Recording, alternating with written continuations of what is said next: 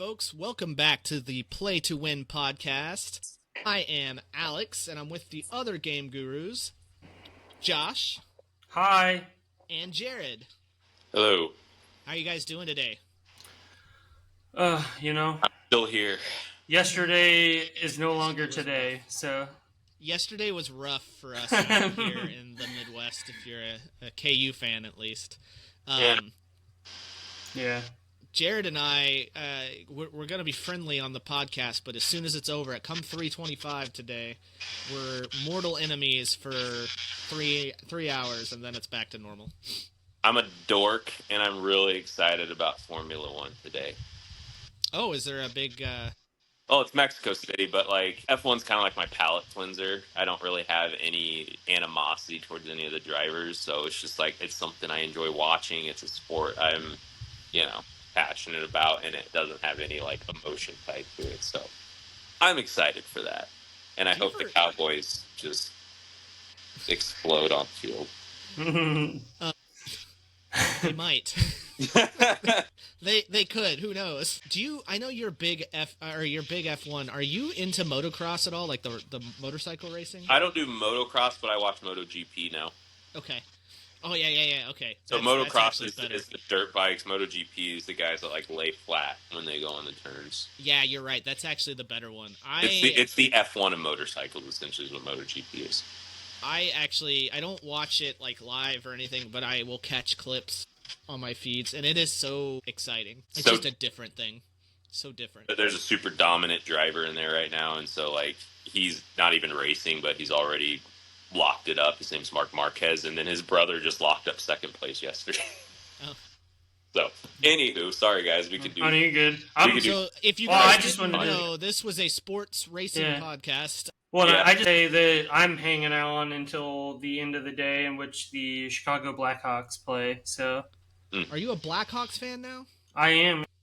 Well, hey, that's not a good time to be a Blackhawks fan because they're perennially bad right now. At least last year they were. They seem to be on the up and up to start the season. So, they got 10 points already.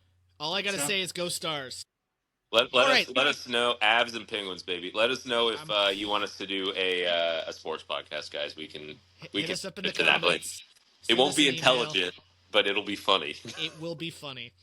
All right, let's talk. Today we're talking Dragon Age. I know we've been talking about Dragon Age The Veilguard as our next episode for seems forever now, but I finally played it, so we're going to talk that today. But first, what is going on in the gaming world? Since it seems like so much has happened in the last couple of months since we've talked, and the world is on fire, and then it's not, and then okay, so... Why don't we start with the biggest news? Microsoft decided to raise the price of its consoles twice in a year. It's more expensive. It's ridiculous. And then I think the bigger news is Game Pass is now 50% more expensive. This is not news if you're listening to this podcast, but it's just incredible that it's happening. We need to get some buttons. Interesting because I was doing the math there, and the fact that they include Ubisoft. And the fact that I pay for Ubisoft, this actually was kind of beneficial to me. I was kind of wondering about that. Is this going to sway you to keep it? I'll keep it while I'm playing Shadows. I will, and then I'll downgrade later. But I'm more than happy jumping back and forth from a more expensive thing if there's an Ubisoft thing I want to play for a couple months. I guess I meant does this help sell you on Game Pass Ultimate still? It saves me money at the end of the day. So, it's not as big of a deal because I'm paying 20 plus 17 currently. Yeah. And this drops it down $7. I didn't have Ubisoft, so I just got a shit ton of new games. Yeah. I wish I could decouple the Fortnite package because I feel like that's actually a big value for those who play Fortnite, and I don't touch the game. Yeah, but it's the most popular game in the world, Alex. I know, it's incredible. But here's the deal. For folks that have been on Ultimate that have not been using Ubisoft, because that's a very niche service, I feel, I think it's awful, and I think I think jumping $10 is crazy. That the balls it takes without to throw that out on the table. It's so, to go like basically in effect immediately, right? It's so brazen and like it hardly gives people a chance to really process and react, I feel. And the fact that the reaction came as fiercely and as quickly as it did, and Microsoft even kind of backed down to some extent with some folk, it's interesting to me and baffling to me that they would do that in this day and age when everything at least in the American life is becoming more expensive. So it's and it's becoming more expensive without us getting more money. I think the plan is for this to be the new console. Not immediately. We'll talk about this in a little bit, what the next gen consoles are going to look like. I think cloud is ultimately where Microsoft is going with their consoles. That's why in our next bit of news, when they announced what systems it's coming to, the last one was Xbox Cloud. Oh. It's their new like, this is the future of our console, it's a cloud service. Yeah. Which at some point that's going to be great. Right now it's advantageous to have it. I use the cloud all the time, but it's not great for your primary sole way of playing games. No. So that leads to the next big news. Halo Combat, what do they call it? Campaign Evolved. Because the multiplayer is not getting evolved. Okay. It's just the same multiplayer from Xbox? There's going to be zero multiplayer. I know. I'm just joking. I actually think I have a theory why they're not redoing the campaign. Because they want people to play Master Chief Collection still. I've also heard rumors that there's a separate multiplayer experience being developed. Oh, that's smart. I was thinking about that they should just make like Halo more, kind of like Halo Battlefield GTA Online is, to where you have the core game and then you have your online component. It's like Warzone, I think. Like Halo Warzone. That's what I was thinking. And that way you're not tied to game specific multiplayer worlds. You can just say, oh, let's take the best ones from each Halo title and put them in this play. Yeah, that makes. That's my theory, because I've heard that rumor, and then I heard that this wasn't coming with a multiplayer. Being clear, it does have split screen co-op. Oh yeah. And 4-player online co-op, which is actually awesome. We're gonna have, when this comes out, we're gonna have to jump in and play 3-player co-op. And this is a complete remake as well. Like it's not 5, baby. Yeah, so they did it from the ground up. They redid it from the ground up. They're bringing over modern components from later Halo titles. So if you're a purist and want just that original Combat Evolved experience, you're not going to get that. You can turn off some you can revert stuff back, but like at the same time there's going to be vehicles you can drive in this one that you weren't able to before. Vehicles are going to be destructible, so you can't jump in a tank and be infinite anymore. Like the extra person can jump on the Warthog. So I mean, like little things like that are going to be put back in there. They have an ammo counter on the Needler. Did you see that? No, I didn't see that. There's a little screen on the back of the Needler, and it had the rows of needles on it. Like I'm so pumped for this. I've heard things like they're bringing in some of the modern weapons. You're going to be able to use the L and R keys to be able to the L and R triggers to be able to zoom and shoot like a traditional shooter. There's a sprint. I wonder if you can dual wield in this one. Well, that'd be interesting, actually. Yeah. I'm interested in the prequel levels that they're adding. Yes. Sergeant Johnson. Yeah, there's a lot of speculation on if that's going to be like you have to finish the game to get those, or if those will be there to start. I bet there'll be like a separate like click on these to play before the campaign. Either that, or I bet they'll take place before the campaign starts. Some other interesting. So that question, actually, I was listening to Ryan McCaffrey from IGN talk about this because he got to play it. So he brought that question up, and he said they didn't really have an answer. Another really good one that he brought up that I wouldn't even thought of is the score for the prequel levels. Are they going to recycle music from the main campaign? Are they going to bring somebody in to come up with new music? So he said they couldn't touch that either. Is Marty McDonald He's the one who, I'm pretty sure, Marty McDonald or O'Donnell, I forget his name. He's the guy who did the original score. Is he not with Halo Studios? I'm not sure. I couldn't tell you. Because that Halo score is legendary. Well, yeah, like it's so good. Josh, does this move the needle at all on you? What Hollow or Campaign. Halo? Gosh, Halo campaign evolved. I almost said Hollow Knight campaign evolved for some reason. That's the crossover we all want. Yeah, I mean, I might play it. You know, I haven't touched a Halo game since like we looked at Infinite, and I never really completed that. So, yeah, I mean, I'll probably look at it. I think we should play. I think we should spend a few Friday nights playing because that is a seminal experience for me, playing Halo campaign with people, you know, doing LAN parties and stuff. I'm looking forward to that. Oh, I'm totally down. It's so weird it's going to be on PlayStation. It's just so weird, but we'll talk and about that all here in a minute. cross play, all the all your cross progress will be saved. Like they're really That's going great. in. That should be standard. Yeah, it should be. Josh, there's a little thing that just came out recently on Switch 2. Pokemon Legends ZA.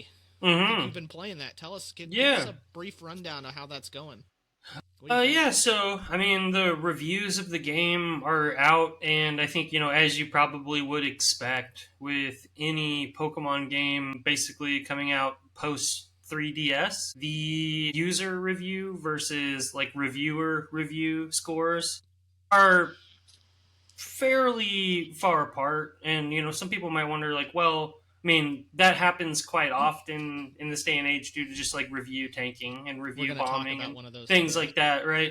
And I believe there is quite a bit of that with this game. I think some people do have some valid concerns, maybe just from a graphical standpoint. That's really the only thing that I could see, you know, where a valid complaint of the game and in which, hey, it's 2025 at this point, right? You know, I think it's an attempt at making a open world, quote unquote, like 3D game where you can kind of do anything within that sandbox, if you will, right? You know, go anywhere within that sandbox in a kind of more.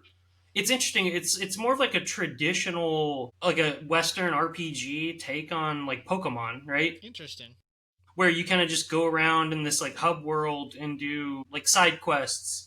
And you go to these zones within the game called like wild zones that are essentially like it's like a safari zone, but for like within the middle of the city, like a park almost, right? You go in and catch available Pokemon, you do whatever you want there. And then, you know, there's a little bit of a story. I'm still not quite sure how much branching parts there are within the story. One of the main concepts of the game is relating to the title Z to A. So there's this tournament in the game where you start at the rank of Z, and your intent is to work your way up to rank A, right? And then there's a story component along with that, like for the goal of making it to rank A. But I really don't know. You know, I'm only at rank, I think either Y or X or W, I think right now. So get some work done, boy. Yeah. It's unclear, like, you know, how much more story stuff kind of opens up between now and then for me. But, you know, if this were kind of just the core gameplay loop of, you know, kind of go out, explore, do side quests, and then go to a battle zone and, you know, battle trainers to get a ability to rank up. I mean, it's fun for what it is, but, you know, I'd like to see a little bit more, maybe a story on it so far. But, you know, I'd probably give it 7.5 to 8.5, maybe.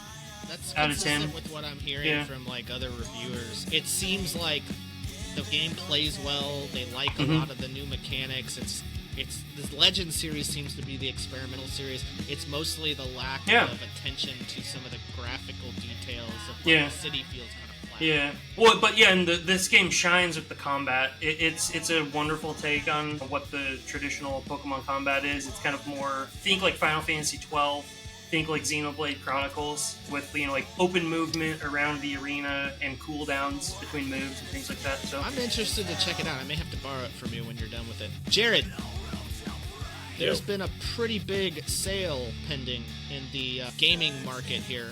to rival, maybe that's a little large, but it's up there with the EA, or with the Activision, spoilers, Blizzard sale, right?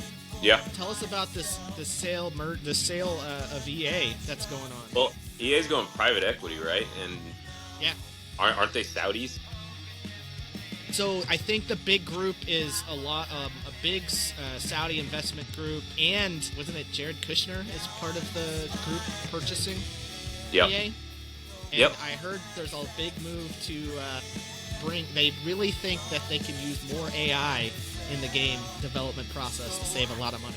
Yeah, so this is probably going to be the end of Electronic Arts as we know it. I think that it would be good for them to sell off the best of their catalog, or to divest in some of these game studios like BioWare and let them go independent again.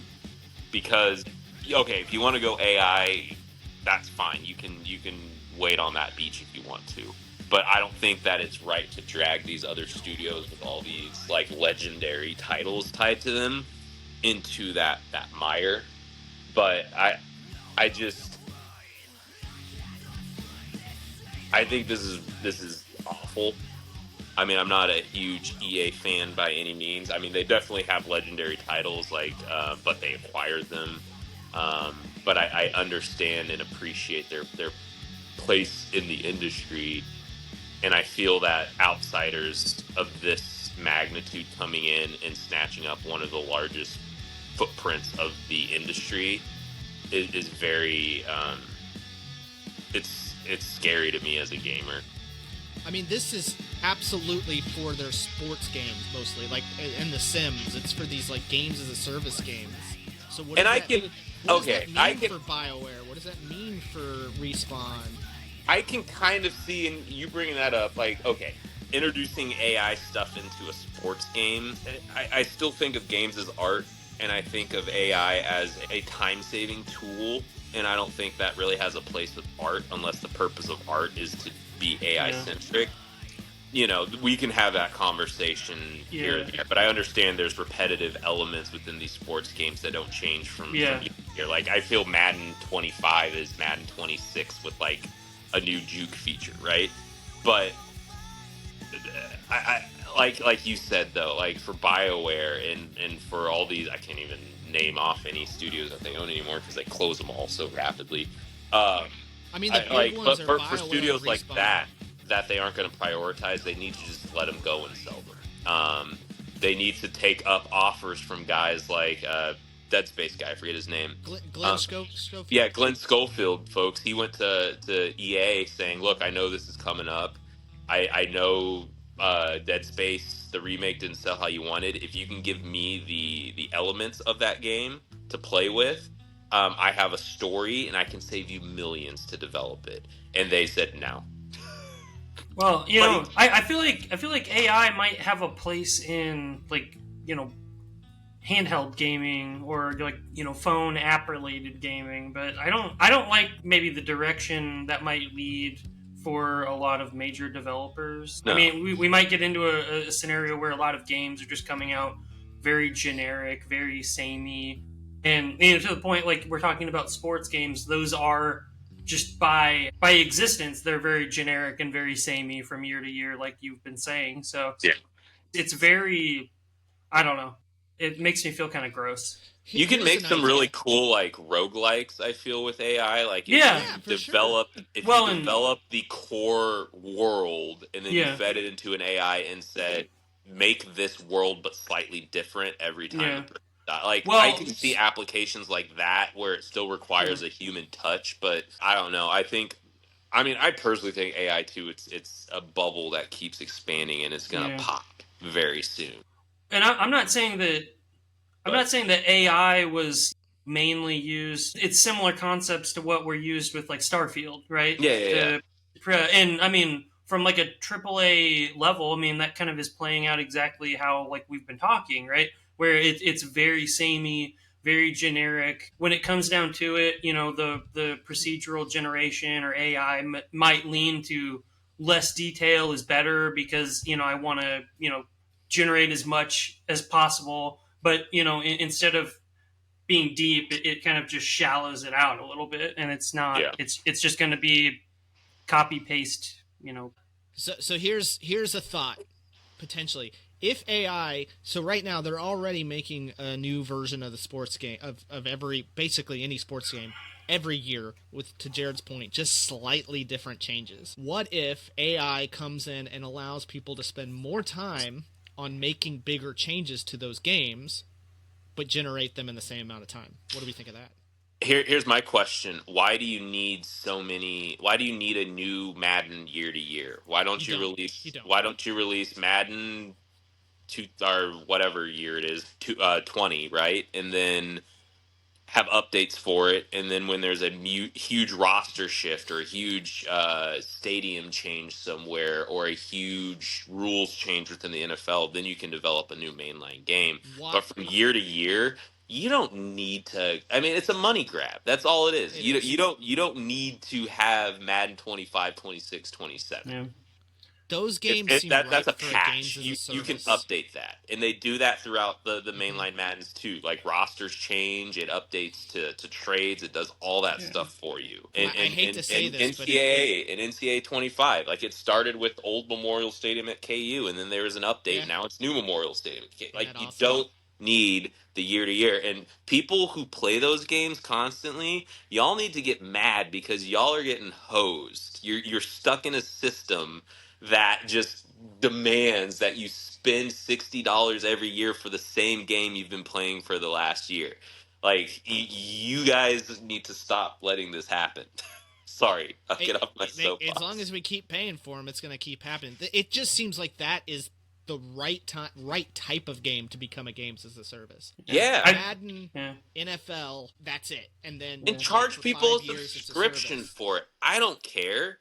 But like maybe to get you the a new update roster every couple of years or something. Right? Yeah. I really feel like we could do like a pocket episode on this too. I mean, like I feel like I'm sure we could find and I know I'm saying we could probably find and just research this and create like a bell curve or something and like show how where more time and money constraints upon a studio lead to lesser products and more, like we've been talking about, more samey generic annual products. We saw that with we see it with Call of Duty every year continually. Yeah, it's they try to put a fresh coat of paint with like maybe like a different time setting or whatever, but it's still the same game, same corridors, same. So wrap up that thought. We gotta move on to the next topic.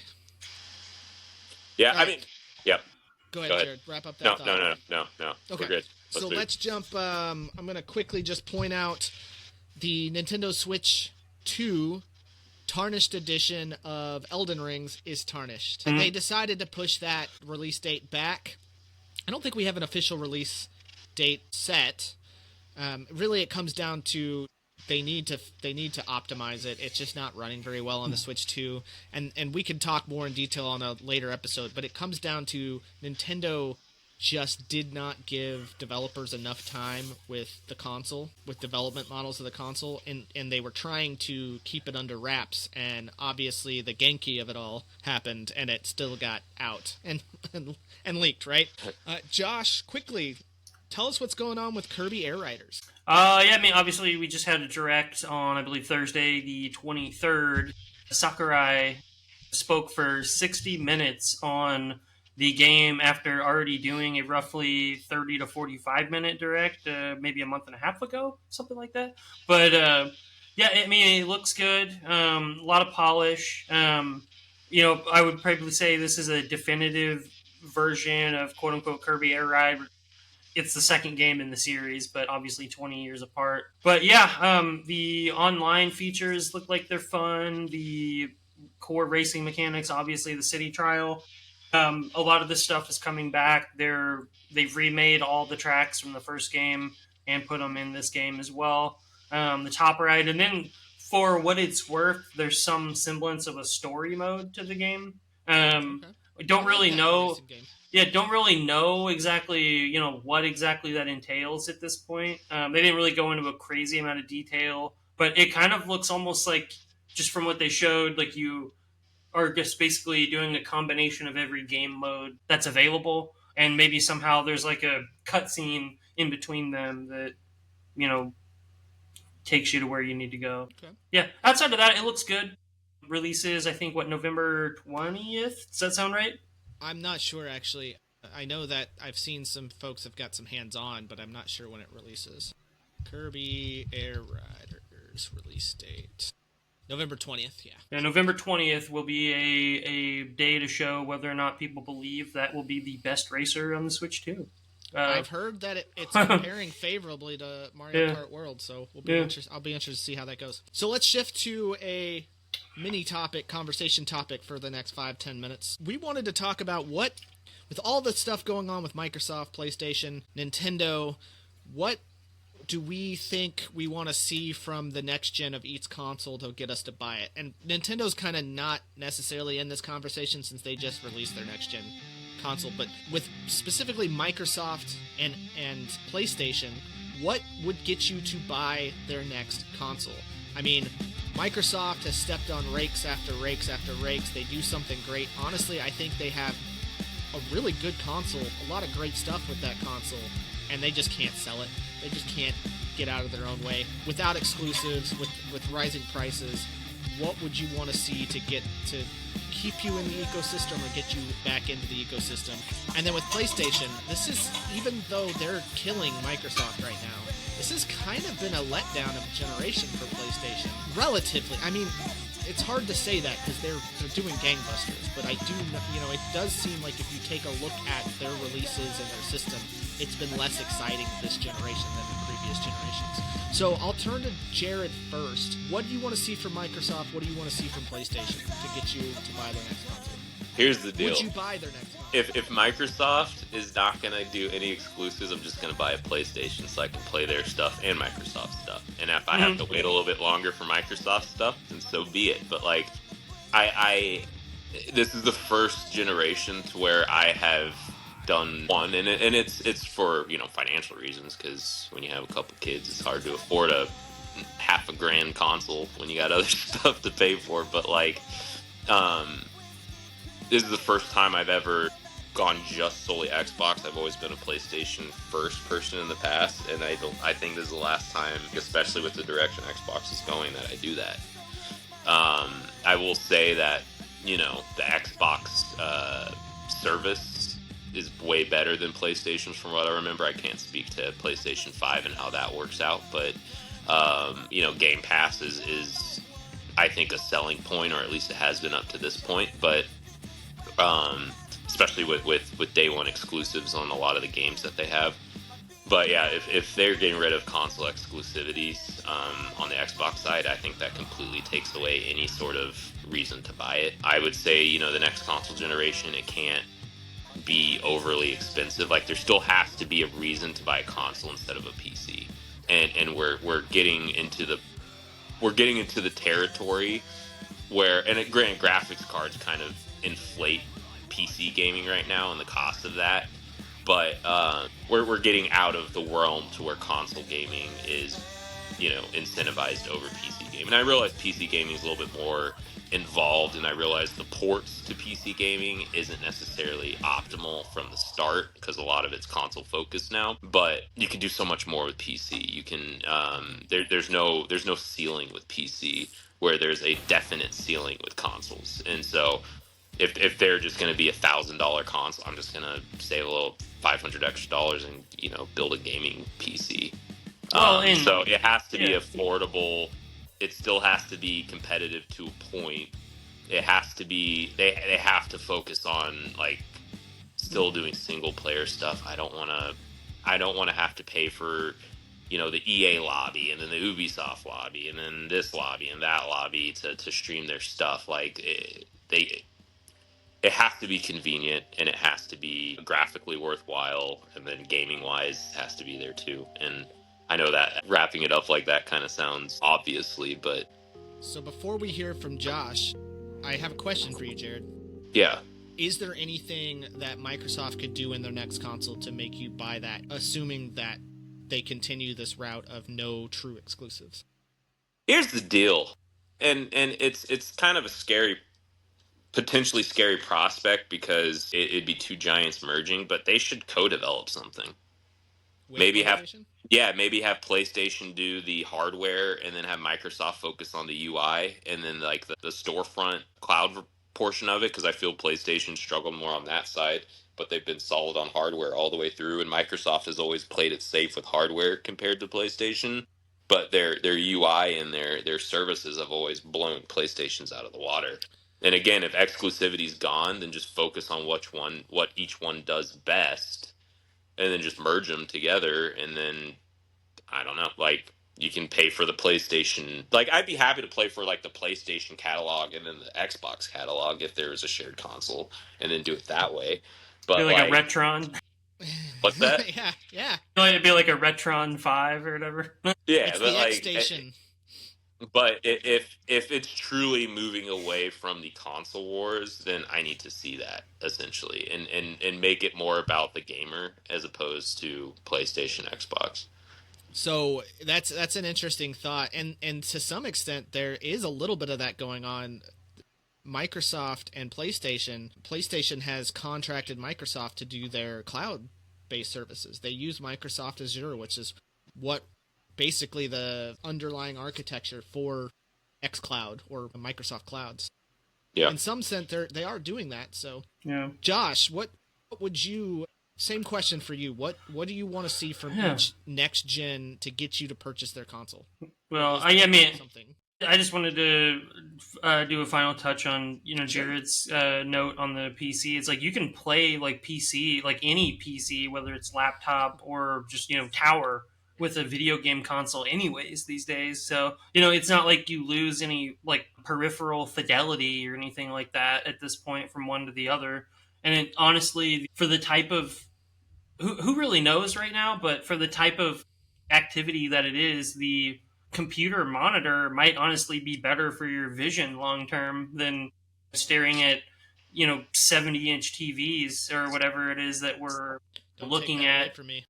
Hours and hours and hours out of gaming sessions. But I digress on that. But I will say that I would probably agree that PC is probably the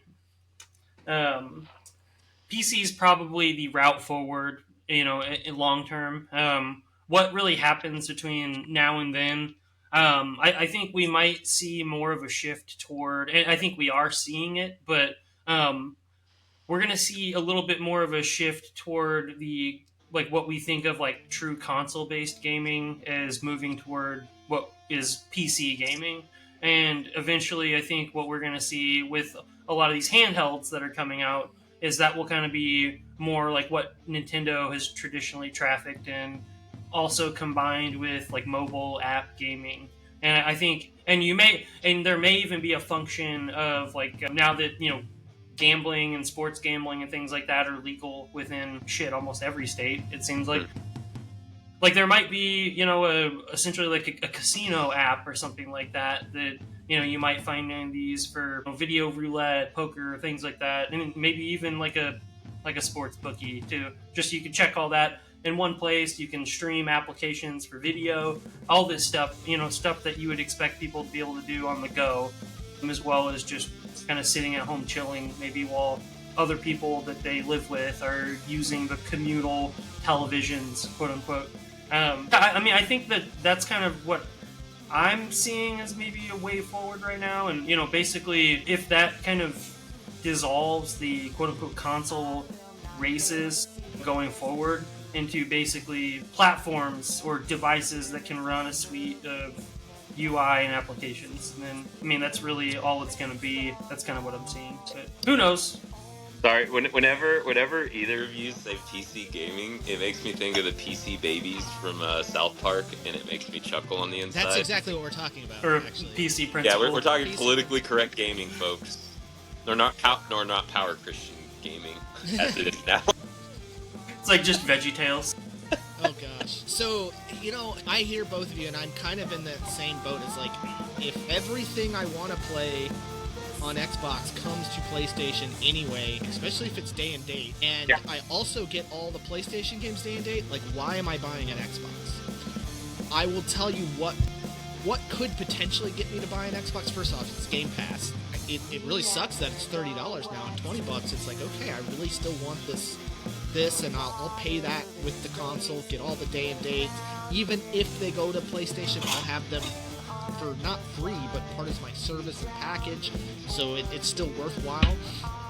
I think the next gen of Xbox is going to be essentially a PC, kind of like the handhelds that we've got coming up. I've talked a little bit about my Ally X, and I love it. I spend so much time on it. I think what the Xbox console PC hybrid needs to do, though, is it needs to be so much more user friendly.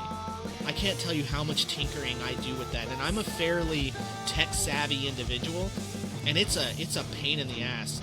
I lose so much time gaming, just going in and doing updates and making changes, and I told Josh this, but I've been playing, this is a cool thing about PC gaming, is I've been playing a modded version of Final Fantasy VII. Just laughing at what Jared was saying earlier after you said that. So every time I play that, though, I have to go, every time I restart my console, or my PC, I have to go in and I have to find some files that got corrupted, fix them, and start over. Stop your giggling, folks. Stop your giggling. Sorry.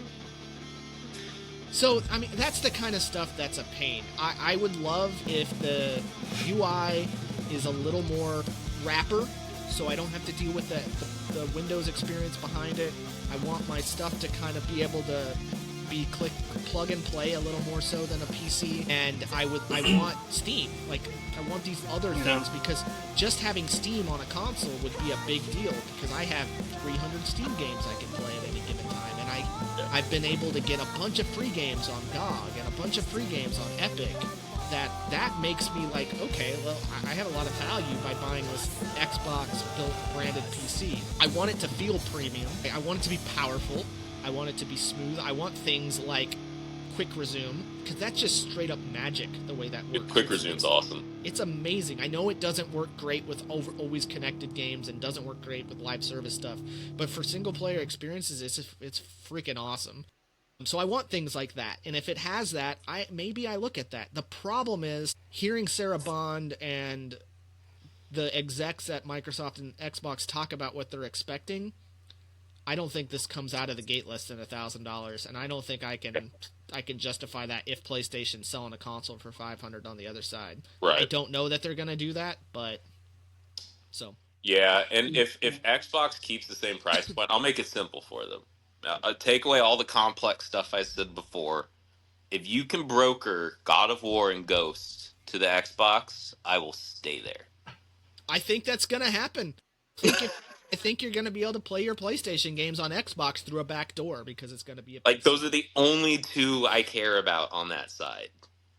It might be a year later, but I think it's going to happen. And so, or I would pay $10 more for them, or $15 more for them to play them on the non-exclusive console. All this talk of like UI and interfacing just kind of leads me back to the thought of like, how did Apple fumble like gaming so hard? Like, I mean, that's like their bread and butter. Apple was so far up their own ass for a long time that they thought they could do anything better than everybody else, and then when they tried to execute, they got in over their skis, like when they tried to make a car. Like, UIs and interfacing, though, are like their bread and butter. It's interesting. But it's not... their UIs and stuff are their bread and butter in a certain avenue or a certain arena, and I think gaming consoles, you have to master the gaming console before you can worry about the UI. Just like in hockey, you have to learn how to skate before you can worry about peaking and doing all that stuff. Like, I don't think Apple had the foundation to build a UI on. It's like painting a car with no engine really pretty. Like, they would go cloud based. I don't think Apple wanted to do gaming. Until recently. I think they saw it as beneath them, and Apple Arcade is a huge step in the right direction for Apple. I mean, that's huge. It's a really big deal, and they are one of the biggest gaming platforms out there right now, because everybody's got a phone in their pockets, and a lot of. But I think if Apple cared, they could sneeze and make a better console than PlayStation and Xbox combined, if they cared. and really wanted They to just pay keep for it. making But it's also it's a money pit. It's a stupid industry to be in. It's hard to get into it too. Right. All right, we need to shift. I'm aware Yep. of the time, so let's talk about what everybody's here for. Dragon Age The Veilguard, originally called Dragon Age Dreadwolf, which that title actually totally makes sense after Nope. you've played the game. Or depending on some people's impression of the game, Age in Drag. We'll Just talk kidding. about that too. This is such a divisive title, and it's kind of dumb why it's so divisive. So, I think Dreadwolf, that shift, and we could talk about a little bit more, but I think it had to do with some of the ideological shifts this game Yeah. went through. I really enjoyed this game a year ago. I thought, just, high level, I thought it was the perfect combination of however much or however little time you wanted to really invest into the game. I think it was a great, it could be a great 30 to 40 hour story experience or 80 to 100 hour completion experience. So let's back up a little bit before we get too far, and I want to introduce all the details of the game. So, fittingly, this game came out almost exactly 1 year ago, October 31st, 2024. It released on all major platforms, PlayStation 5, Series X and S. It's funny, it's on PC and cloud gaming and GeForce Now as well. It is developed by BioWare, published by EA, of course. Interestingly enough, the Google user is 28% like this video game, which is just telling. It did pretty well. It wasn't critically acclaimed, but its Metacritic score is an 82, which means most critics liked this game. Yeah. It was generally received as a great game.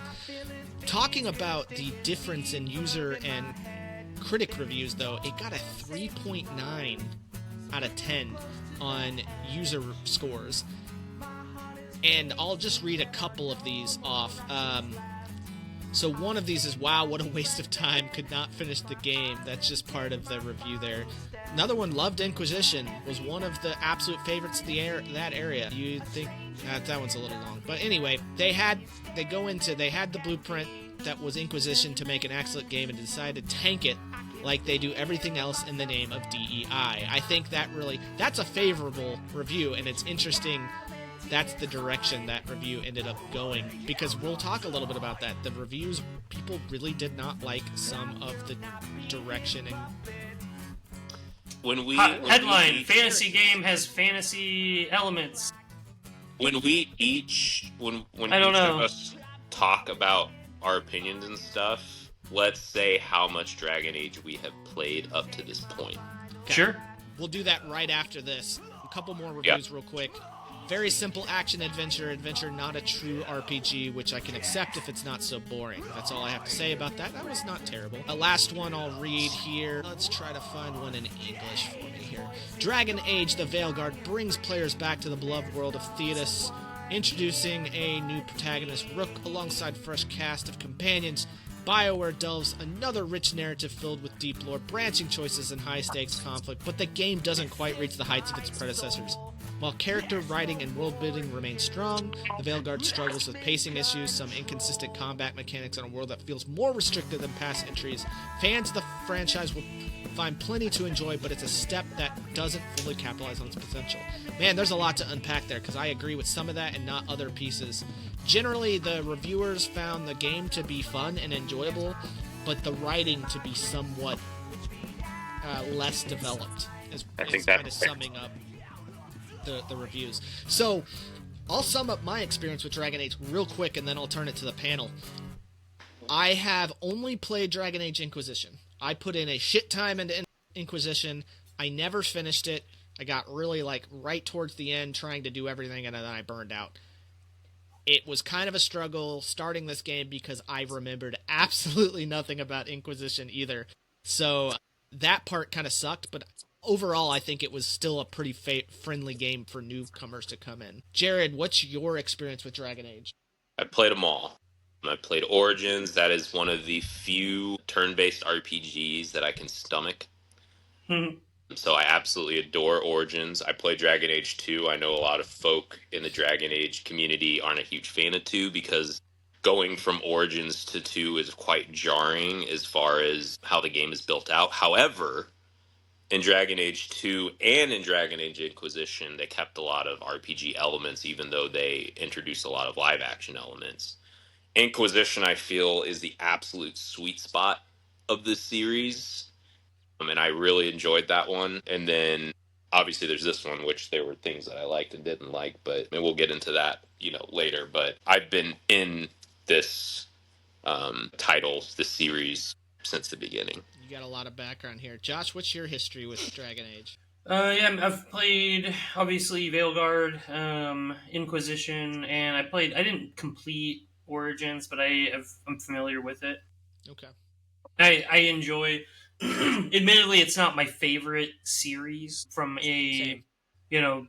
group or, party-based RPG goes, but, I do understand its role and niche within the industry, and I think their ability to, at least since after Origins, their ability to kind of keep a theme with the RPG elements, but also kind of like tinker with combat and things like that, but still kind of have it feel, in a nebulous sense, the same thing. Because I still feel like combat, you could draw and trace lines from this to Inquisition, for an example. It obviously isn't exactly the same, but you can see how it influences the way in which things work within this game too. I think that their ability to do that is really well done in the series as a whole. So let's talk about, let's just jump into the controversy of the game. So I think I don't want to spend a whole lot of time on this one, but I think the biggest complaint that is tanking scores is the quote-unquote wokeness of this game, which I think is an absolute travesty that people focused on this tiny little aspect of the game that is, in my opinion, good for representation, but also, I mean, you don't even have to really experience this if you don't want to. There's one character that identifies non-gender conforming, right? One character. And not even a human being. Not even a human being. Yeah. Which sci-fi stands should be totally on board with, because that's like a trope in sci-fi going back generations. Yeah. Well, sorry.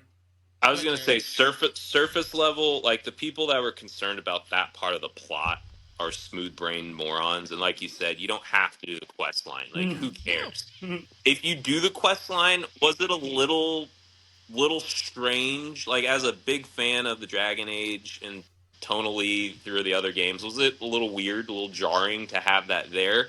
Yes, it's very different tonally than the other games, but by no means did it change or tank my experience to the extent that I'm going to review bomb it. The bigger thing here, and the folks that are Dragon Age fans, what they were more concerned with than that just one single storyline is how watered down the tone of this game is versus other like, this is a very light, happy tone for the most part compared to the other Dragon Age games. There's not a lot of dark elements. I think the dialogues I think there are a lot of dark elements in it. The dialogue, you're right, Rook can be a bit of an undercutter, so go ahead, Jared, continue. The dialogue in this game, it's very safe. Yeah. And your relationships with your companions are very safe. And your character is super positive and morally on the right side of things. And I think the real conversation here versus, there was a non-binary character in here, I think what people are really concerned with was you used to have a tone more like Baldur's Gate and character development complexities like Baldur's Gate. And it boiled it down through the entire series to this, where you have a very positive, make you feel good main character who is super supportive and everything is great. Where, like, if you want to role play a morally ambiguous person that, burns bridges with your companions, you can't do that in this game. You can harden them, and all that does is ruin their, kind of nerf their effectiveness in combat, but other than that, has no consequences. And I think that at the core of the conversation, there's a bunch of morons that were just concerned about that.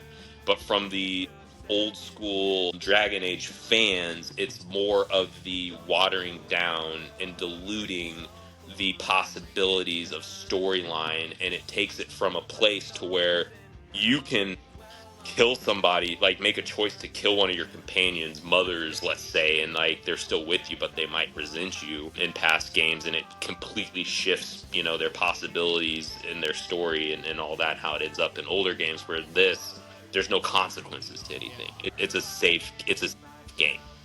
And it's great as it is, but it's not Dragon Age.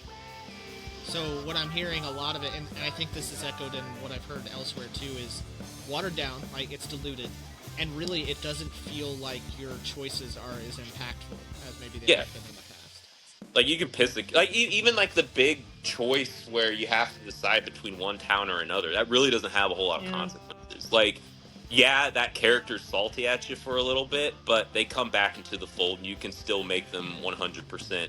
Like that didn't even have a whole lot of consequences. Where I feel like that was one of the big parts of the game that really was supposed to like shift it, and it really didn't. Well, who did you? You lost a couple of merchants. It changed how that city looked, but at the end of the day, you still had that person with you. What town did you choose? I forget the names of the individuals. Or I forget the name of the other. Taventa. The vampire guy. I messed his town up. Okay, yeah, that's what I did too. I think it actually is more negative on him.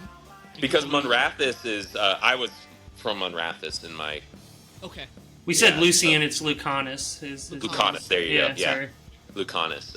But I was from Munrathis because I was one of the slave-freer people. Yeah. And so I chose that town over his. So, no, I wanted to jump in and give my opinion on the DEI stuff. And Jared, I'm not saying that any of that isn't valid, but what I will say is that I think from a story standpoint, this game is a little bit different than maybe past entries in that it's kind of dealing with basically one kind of gigantic universal overarching theme of, preventing the world from being destroyed. So I think it's maybe a little bit more laser focused on the main story than maybe past entries, which might be why there's a little bit less of a focus on maybe the morality choices that the main character might have in relation to the world in and of itself, but also the party members. That's really, and I get what the argument of it's a little bit of a divergent path from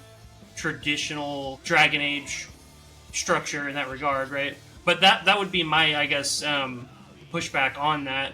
But as far as like the DEI stuff goes, I mentioned earlier, it's a traditional fantasy trope, right? For characters to have the potential to be non-binary. So I don't really understand why it was that big of a deal. I think it was, well, yeah, never mind. I'm not gonna touch on why I think it was such a hot button topic a year ago when this came out. But I know why.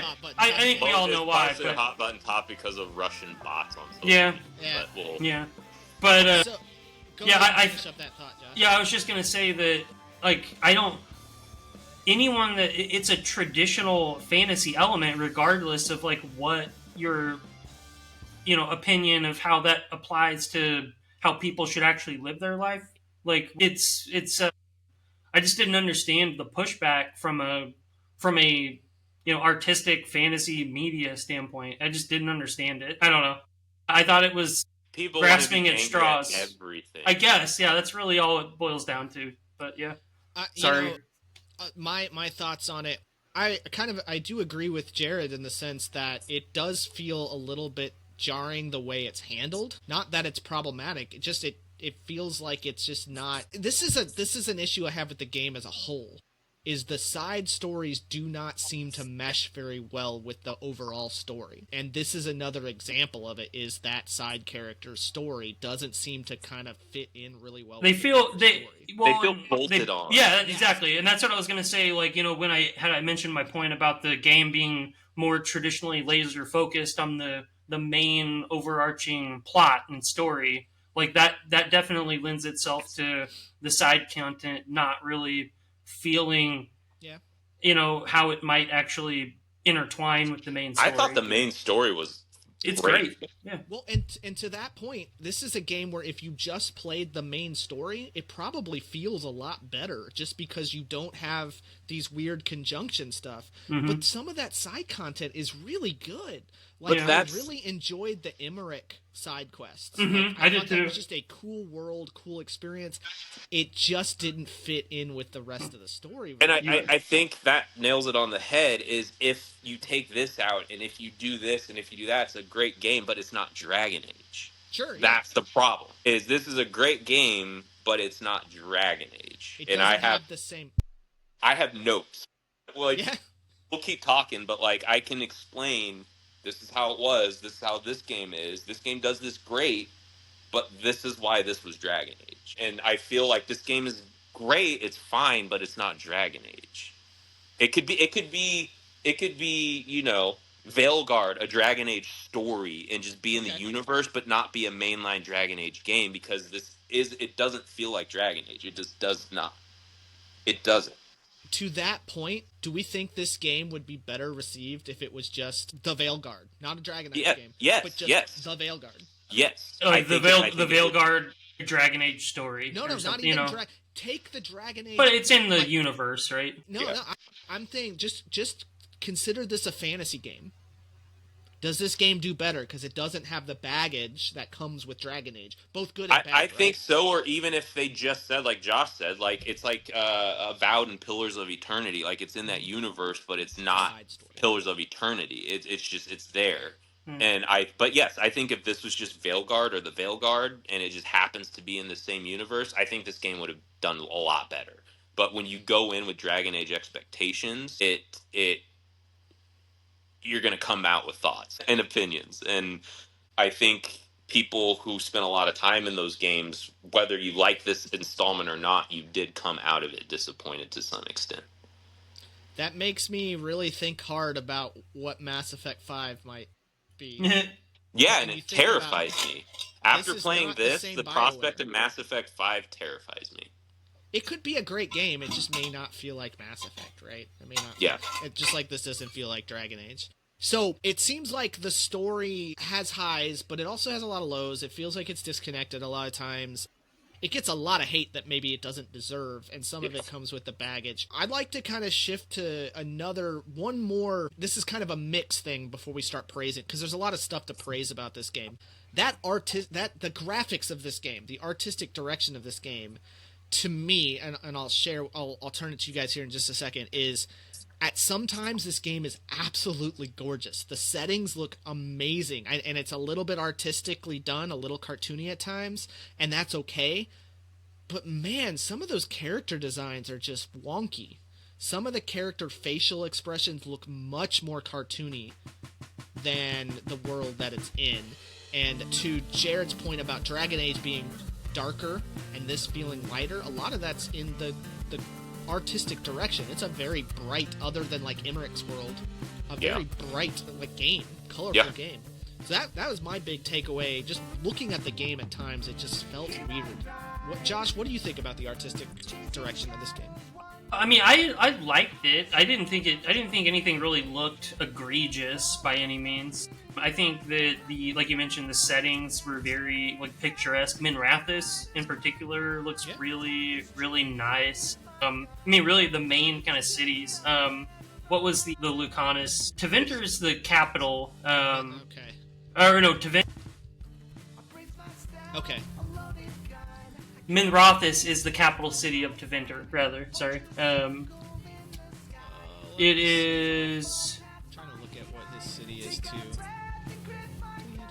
But regardless, it's a beautiful, nighttime kind of. It almost gives you like Spain / Paris, France kind of vibes to it, right?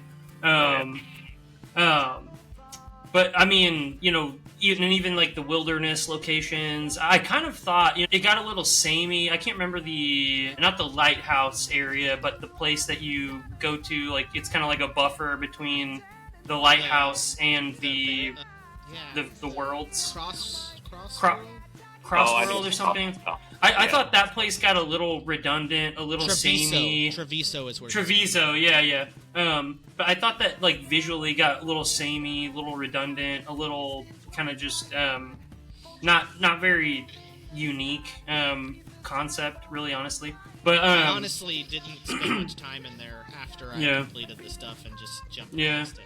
Oh, I pretty much 100%ed the game just because it didn't cost a whole lot of time to do it. So yeah, I mean, you do spend a decent amount of time in there if you do that. So, but that kind of became a little bit of a slog visually there. Yeah. But I mean, outside of that, I mean, I get the facial expressions and things like that. Maybe a little bit more cartoony, a little bit more maybe it's interesting because I keep coming back to the more of like a main plot story focus, but it almost felt more like cinematic in that regard than maybe prior Dragon Age entries. Like they were going for more of like a movie from the character emotions and things like that, making them poke a little bit of fun at having a heavy situation and things like that. But I don't know. I see both sides of it, so.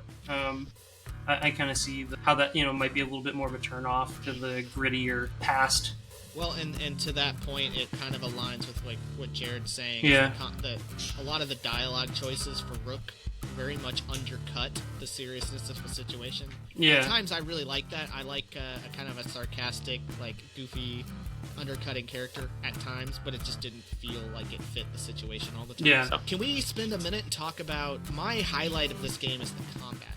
Yeah. It gets some mixed reviews, but I loved going into the combat in this game. I felt like it was very smooth. Character movement was great. Even the way you could chain attacks and kind of run in and do these like leaping strikes. And I thought that was great. And I'll also note I played as a very physical character, using sword, not as much magic, and it may vary from style to style. But what do you guys think about it? Jared, what's your thoughts on the combat? I played rogue. I always play rogue in these games, so bow and swords.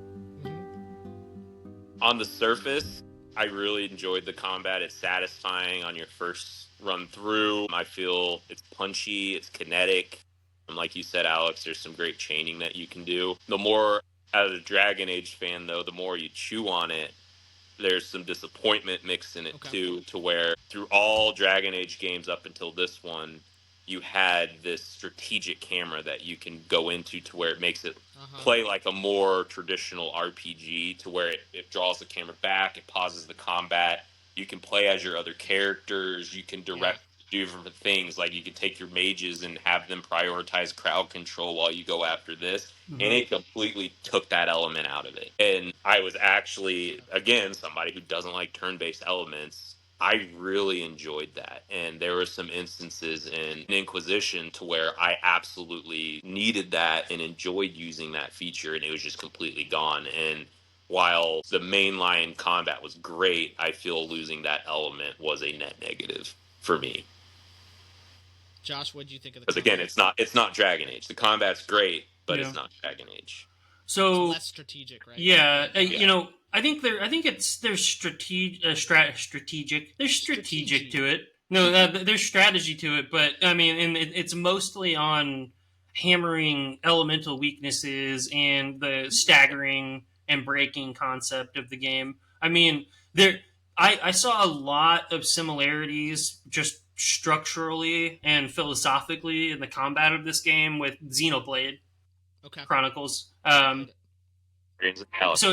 it's turn-based in the sense that it's like RPG, but it's about like cooldowns and things like that, and positioning and moving around and things like that. And there's a lot of emphasis on toppling and breaking and hammering weaknesses to effectively get enemies to the point where their guards are down and you can hammer them with heavy amounts of damage after building up through it in the combat itself.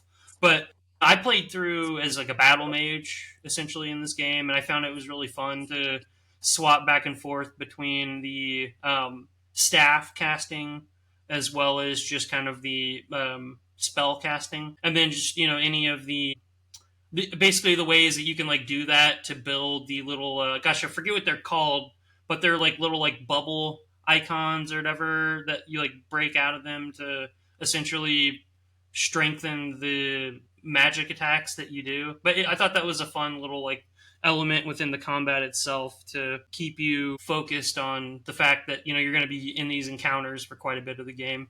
I like how the three of us each have pretty different experiences in combat, because Jared was a more balanced combat, Josh was a much more magic based combat, and mine was much more physical. So I think that's kind of that's something I really like about games like this. The last two things I want to point out before we shift is the score.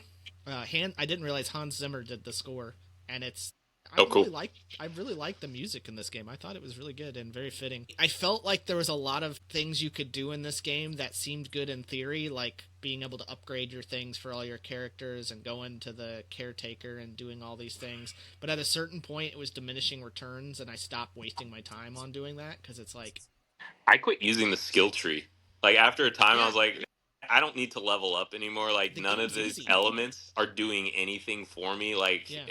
and yeah, I feel the skill tree was a little lackluster. Like, it Oh, that didn't. was Hey, Jared. Outside of a few elements, I don't feel there was much upside to it, especially once you start really filling it out. What's up, Josh? Oh, I know you mentioned, like, in the prior games in the Dragon Age series, the ability to, like, go into, like, a turn-based mode, right?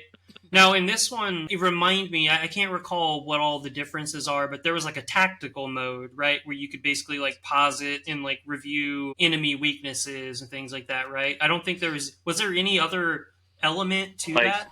No, like, other than that, no. Okay. Yeah. Admittedly, I can't remember. Before it was a complete, like you said, tactical, strategic UI, to where it was just, I think, just seeing how something's spec. Yeah, just like catching your breath. Yeah. Formulating a plan, based on their weakness. Yeah. Okay. There was it does have like you can pull up a HUD kind of like in Mass Effect that allows you to pick what your characters do. It was very basic.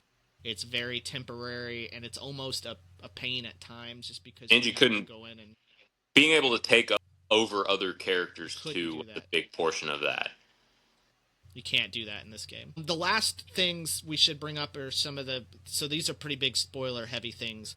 What did you guys think about the twist right before the end with Varric being dead the whole time? The sixth sense of it all. I could see it. I mean, I don't know. I mean, I wasn't 100% shocked by it. It seemed weird that, it seemed like you were the only person that acknowledged he was. Oh, what's up? I lost connection. Oh, okay. It seemed like he was the only person Rook being the only person that could really, acknowledge that he was there. And, when they were like group meetings, no one ever really turned and looked at him while he was talking, but Rook kind of like maybe nodded or acknowledged, and they were probably like, what the hell's wrong with this dude? Well, in the same point, I was asking myself before that reveal, it's like, damn, Varric's been hurt for a very long time. He's not doing anything. What the hell's going on here? Yeah. That was low-key emotional for me, because he's been in them forever. Yeah. And I remember him from Inquisition. But go ahead. I don't know. I kind of feel like that not having him in there too is another thing that kind of takes Dragon Age out of Dragon Age. So I don't know. I mean, I think they can move forward if they move forward with this title, but they'll have to kind of low-key reboot it without him there. What ending did you guys get with the Dreadwolf, so to speak? Oh, I got the ending where I think the Inquisitor goes with him into the void or whatever, right? Isn't that kind of like isn't that like the true ending or whatever? Ending. I got that too. Okay. So I think I didn't see all the options, but I know one of them he ends up. Well, now I'm not sure what they are. Basically one of them you can convince him to do the right thing. Yeah, and I think he goes. That's the good ending, and then he and the Inquisitor go away together. I don't remember the Inquisitor going away. Inquisitor? I remember him deciding to them talking, and then him saying, "Oh, I'll take my place to hold the veil." I will say something too, and I just now thought of this, but from Dragon Age 2 Inquisition, your character's your character. So there's a part in Inquisition to where you can meet Hawk, and Hawk's still Hawk. Like I don't remember if it brought over your character or not, or if it kept the main model. But Okay. I think it's weird how they had Inquisition the way they did, but they canonized the character in this. I thought that was a very interesting decision. And it doesn't pull any of your stuff. You have to remake it, all your choices and stuff. Well, it has no connection to Yeah. Inquisition Yeah. whatsoever. And I was just thinking, like, the Inquisitor is essentially the I think- person you were in yeah. Inquisition, but in Yeah. here, they gave her a name, they gave her a sex, they gave her a backstory, they gave her all of this, and so it completely took your Dragon Age Inquisition and... So, All right. that's something. What is your 30-second pitch? We gotta keep these strictly 30 seconds. Hold on. I got just a couple other quick notes. Okay, go real ahead, quickly. Something that they really changed in this one was the Canary model. In the older games, Canaries looked like gargoyles, but in this, they look like humans with horns, and so they completely changed that character model. It's kind of like a reverse Star Trek, where the Klingons looked like humans in the original series and looked like an actual race in the next gen. And like the character builder in this one too, I felt was very lackluster. It is. I agree with that. Which I think it should be noted. But anyway, yeah, those were kind of my last two notes. Is just the and I should have mentioned it during the art style, but yeah, the Canary art style completely shifted. Her personality too, or their personality, was very counter to like Freddie Prinze Jr.'s personality as a Canary in Inquisition. Like, he seemed like a Klingon, right? And then she seemed very human to me, they seemed very human to me, which it is what it is, but again, it's a complete shift of what Canary has been represented up to this point. And I think part of that is explained with the divergence of the two races within the Kunari, right? To a certain extent. The two races? The faction. Oh yeah. Yeah, the Antom, yeah, and the Kunari. They're kind of diverged essentially from each other. Yeah. But That's true, because the Antom folks looked a little more gargoyle-ish, I would say, too. yeah. But anywho, I thought that was kind of true. What's your 30-second elevator pitch for this game and your Sorry. rating scheme? One last note. I hinted at this earlier. So when they first started developing this game, they were expecting it to be a co-op game, and then they shifted it to a live service game, and then once Anthem did what they did, they turned it back into a single-player game. And I think that is very telling to how it turned out. I think if they would have committed to one style the entire time, they probably would have smoothed out a lot of the rough edges, but I think that a lot of our criticisms of this game are indicative of not having enough time to completely round out a whole idea. It seems like that live service aspect of it would explain why the stories feel so disjointed. Right. I sorry, I should have led with that. I totally forgot about that. But anyway, that was good. 30-second live elevator pitch. On the surface, like, this game's great. If you're looking for something to jump into for 30, 40 hours, have a great time, and then hop out of it, it looks great. The combat's punchy and fun. It's responsive. I would say this would be a great game to jump into for you. I would say, like, if you don't want to have to worry about too many side quests in here, you don't have to.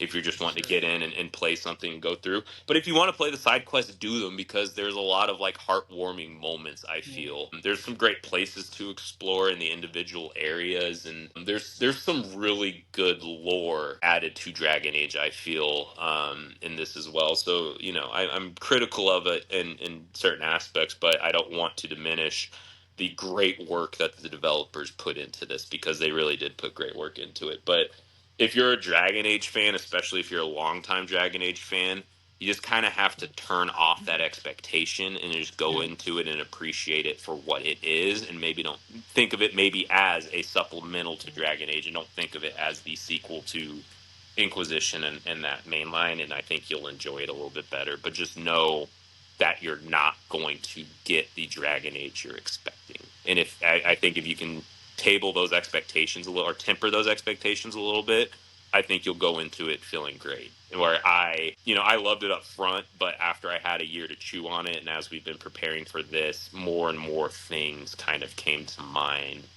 as I was thinking of this a little bit more critically. But please don't take my criticisms as this is not a good, fun game. And don't listen to the criticisms online because they're stupid, and the people there are mouth breathers, and they've probably never spoken to another person in the past 5 years, or they're Russian and Chinese robots. Oh, that too. What would you score this on a 1 to 10?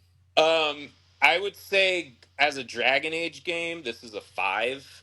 Okay. As just a fun fantasy game, I'd give it a 6.5, 7.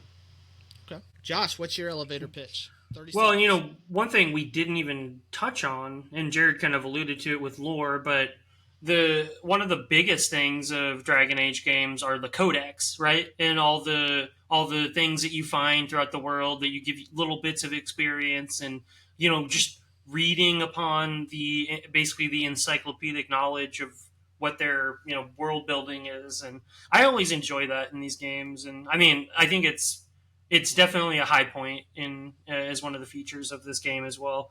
But yeah, I mean, I agree. It's a good game. It's not perfect, but like I mentioned to start, there's enough here if you want to spend 30 to 40 hours on a main story and kind of just take all that in. You might feel you've walked away with a better relationship with the game than someone that might have spent 80 to 100. But was expecting more side stuff to really tie into the main story, and your character to have the ability to really disagree or make disagreeable choices that impact the world around them. But yeah, I mean, I would give it I'm generous. I'll give it a 7.5 to 8. Personally, I enjoyed the game quite a bit despite its flaws. I think it's interesting because I'm going to be right around Josh with the score, and both of us are a little less Dragon Age, like, we have less Dragon Age history than Jared, and that, I think, tells, like, why you said as a Dragon Age game it's a 5 and not what you end up giving it overall. I give this probably right around a 7.5. It's a really good game. I did everything. I mean, I did pretty much everything you can do story-wise in that game. I did all the side quests. I did all the little mini, develop your character relationship stuff. Obviously, I beat the game, and you just don't do that for a bad game. I thought it was a really good game, a good fantasy. Yes, it has its flaws. Combat was very enjoyable. The story overall was a little bit weak, and it gives the illusion of choice a lot of times without giving you real choice, which I'm maybe in the minority. I'm okay with that, because I'm someone who doesn't want to have to replay this game 3 times to get the full story. I'm okay with, like, I put 100 hours in this game and I don't really need to touch it again. I like how, kind of both of you have highlighted, you can put 40 hours in this game and you're gonna like it, or you can put 100 hours into this game if you want more. And that's something I loved about Final Fantasy VII Rebirth, is I could put 20 hours in this game and mainline it and have a good time, or I could put 120 hours in this game and do everything that is in it. And so I may go back and replay this game and just do the main story. And that, to me, adds replay value if I don't have to do all this other stuff. And it's not going to have that much of an impact over the game overall. So 7.5, really good game. I agree. Don't listen to the hate that's out there. It's a lot better than people give credit. One thing that I just wanted to touch on finally on it was a lot of the side content, especially later in the game, centered around maybe more traditional RPG late game stuff in the vein of like challenging combat, right? Like really challenging yourself in your knowledge of the combat system and really the type of party members that make the best sense to take into that specific fight based on what they can counter on an elemental standpoint. And I really like those things in RPG games, and it gave me some Square vibes in that regard, that there's a little bit more. And I know that Dragon Age has those in pretty much every entry as well, right? I mean, any encounter with a dragon in Dragon Age should feel epic to a certain extent, and I really felt like they were fun but challenging, and they kept you, if they were a struggle at first, they kept you coming back to beat it, because I think you could see an outline to do so. I forgot about that. I meant to mention I got exhausted with all the dragon fights from us being exactly each time, but that's neither here nor there. So that's Dragon Age The Veilguard. Let's really quickly just say what else we've been playing, and then let's do our outros and get out of here, because we're already at almost an hour and a half. Josh, what else have you been playing this Completed Final Fantasy Tactics Ivalice Chronicles. That was a really fun time. I actually never completed the original game, so I've played it, but I've never completed it.